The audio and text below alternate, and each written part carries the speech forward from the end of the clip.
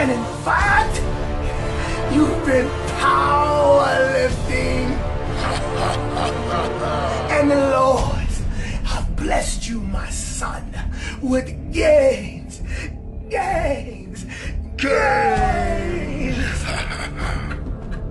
So now, I think it's time. I think you're ready to enter the holy grail of powerlifting. You already know, man. Superhero fitness, let's go. Yeah, I'm getting to these games. Yeah, I'm getting to these games. Yeah, I'm getting to these games. The sweat, the strain, and the pain, it's all a part of the game, man. We getting to them games, yeah. We getting to them games, yeah. We getting to the game. Superhero, the name of the cage. What up, superheroes? CJWashingtonJr. at your service. So what are we talking about here? What is, I don't know why I'm pushing hit my hands together. I'm trying to make a point. What is the holy grail, in my humble opinion, to powerlifting? It is the conjugate method of powerlifting. So why do I say the conjugate method is the holy grail? Simply because the length of time it's been around, and it has the most amount of world record setting powerlifters. The most successful powerlifters as a whole has came from this method. This method comes from the brain of world-renowned powerlifter and trainer Louis Simmons of Westside Barbell. He created and popularized this method. So what is this Louis Simmons Westside conjugate method of training? I'm going to give you the very simplistic form. Louis has books and ebooks and text out, script out that you guys can go read. I suggest you look it up and do so. But basically what the conjugate method is, the way of training is, you have, basically you're lifting 4 days a week. You have a dynamic effort day and a max effort day. A max effort day is basically when you're trying to work up to a 1 rep max of something, a 2 rep max of something. All the time you're working at the heaviest possible weight that you can move of this particular exercise. The dynamic day is when you break down the exercises, the squat, bench, and dead. You break it down into different things, and you use bands, boards, chains, different bars as a means to help you get better in that movement. So you'll do box squats or cane bench squats or banded squats or band or chain bench press. Different things like that is a dynamic day. The microcycles are broken down into 4 weeks. So you generally do 4 weeks of a particular cycle, and then you'll change it, and then you can do 4 more weeks. So they break it down in weeks of 4, but generally the overall meet prep is like a 16-week meet prep before you go and peak into your meet. So now I'm going to talk about the pros and the cons that I feel like to this method of training. The pros to it, for me, the biggest thing is the variation. I am currently doing the conjugate method, so this is probably my 3rd week of doing it. Once I finish doing it for a cycle, I will give you guys a review as well. But the variation. So this is the first training program I've had that every single week a different variable has been introduced to my training. Now, why is that important? Because if you have different variables, you're creating different ways at creating different movement patterns. So if you do a front, I'll give you a better example. If you do a front squat and a back squat is more posteriorly dominated, right? So especially if you're doing a low bar, so you're feeling more in your glutes and your back and different things like that. But then if you do a front squat, you're feeling more in your core and you're feeling more in your thighs because it's anteriorly or frontally dominated. So just think about that. Every single week, the variation is different. Back squat, box squat, cane bridge squat, bands, chains. That's one thing I really enjoyed and liked about it, because you don't get bored with the training. And also, you know, the variation, I feel like doing so many different things because of the variation creates new movement, gets you used to going through different movement patterns in the squat, the bench, and the dead. So there, I believe it helps you in the end create more muscle and be stronger in different parts of each lift. So my second pro for this style of training would be adaptability. So, and what I'm saying about adaptability is whatever implements you want to put in, you can. If you're bad at the bottom part of the squat like I am, then you'll implement more box squats. If your worst part of the squat is the top half of the squat, you can do above parallel squats, or you can do banded squats. So the adaptability I really enjoy about this program as well. I'm only going to give you 3 pros. So my third pro is intensity.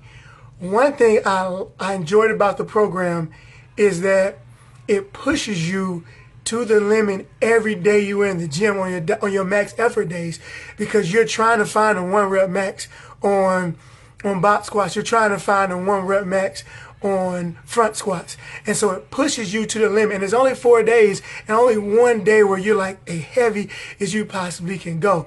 So that's kind of cool too. I really enjoy that. And I found myself during this first 3 weeks hitting a 520-pound reverse band squat. It's the first time in my life putting 520 pounds on the bar. So I was extremely excited about that. And if you go check my Instagram, that footage is on my Instagram. And so now I'm going to talk about the cons. My number 1 con is skill.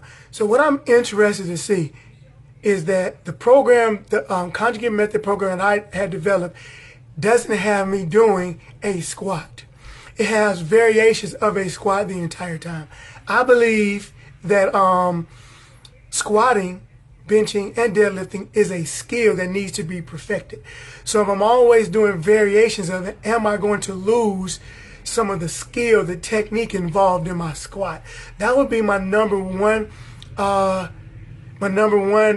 problem, my number 1 con.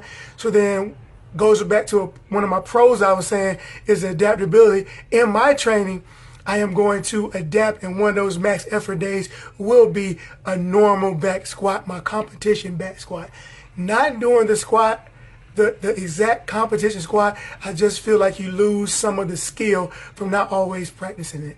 My second con would be they don't have an emphasis on deadlift. They have a squat and deadlift day and then a pressing day. So the program that I received had every time I either have squats, bicep squats, then followed by deadlift. For me, whenever I do squats first, my deadlift is always affected, but it never had me maxing out or pulling heavy on deadlift. So that's one of the, so that would be a con of mine. Doesn't put an emphasis on deadlift. So again, from the pros I said about adaptability, then one of my days, my dynamic day, I will switch and I will flip and I will put my heavy deadlifting first and then I will squat afterwards. So my third con is the same as my third pro, intensity. So with it being so intense and you working up to a 1 rep max a lot of the time, each and every week, you have to be able to understand and listen to your body to know when it's too much. It's great and it pushes you. I love it. But then also with certain individuals, if you're not really apt to listening to your body, I think you can go a little bit overboard too. So the intensity can be a con. You just have to really pay attention and listen to your body and make sure you don't overdo it and you know when to take a deload or to take a break from this training. But I recommend this program so far.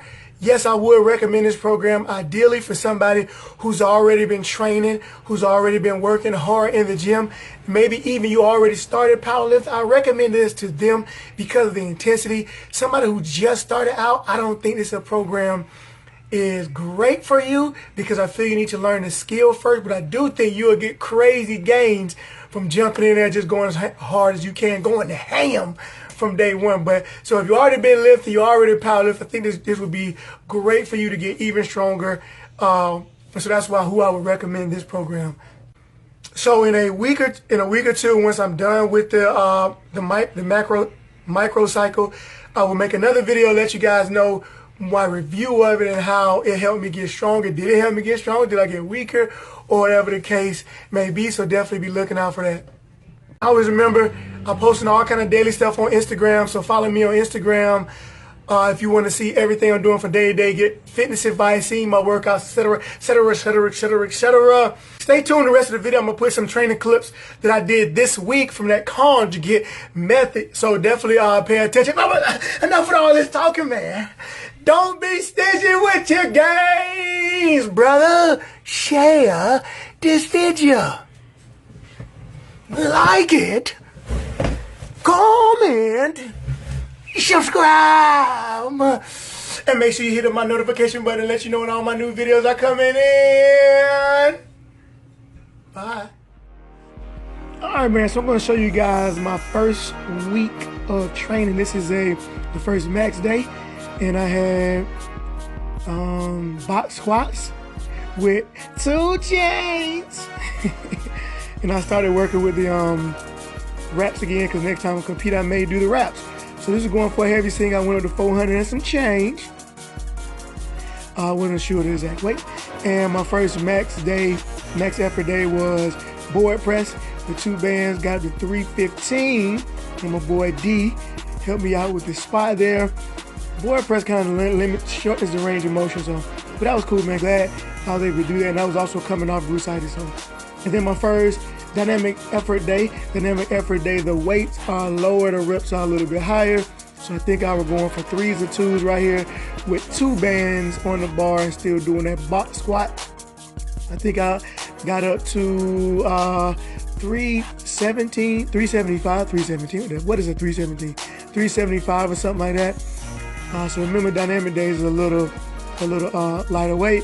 Got the band around my knee to help push my knees off my toes. And look at that boy in that smooth I'm So Cold Press t-shirt. Hey man, hit him up if you want to get them cold press juices.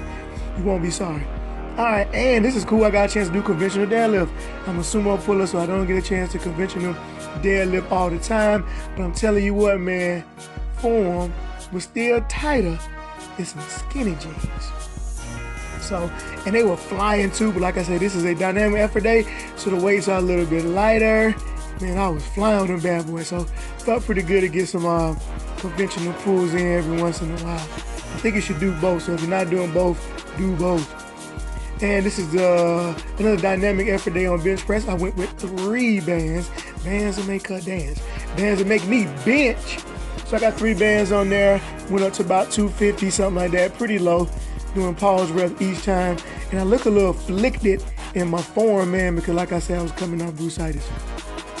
This is by far my most interesting training day of the first week, using a variation of a Cambridge bar with 2 chains on it, and it's still doing a box squat Cambridge bar, so like a safety squat bar, safety squat bar. Yeah, that's how you say it, I think, but. It was kind of odd, really interesting guy I got a chance to work with. Went up to a heavy 375, 385, and I got a bad spot. I could have got the weight, I feel like it, but I got a bad spot for my man. It happens. You live to squat another day.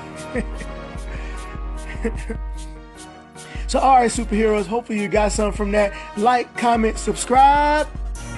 Bye.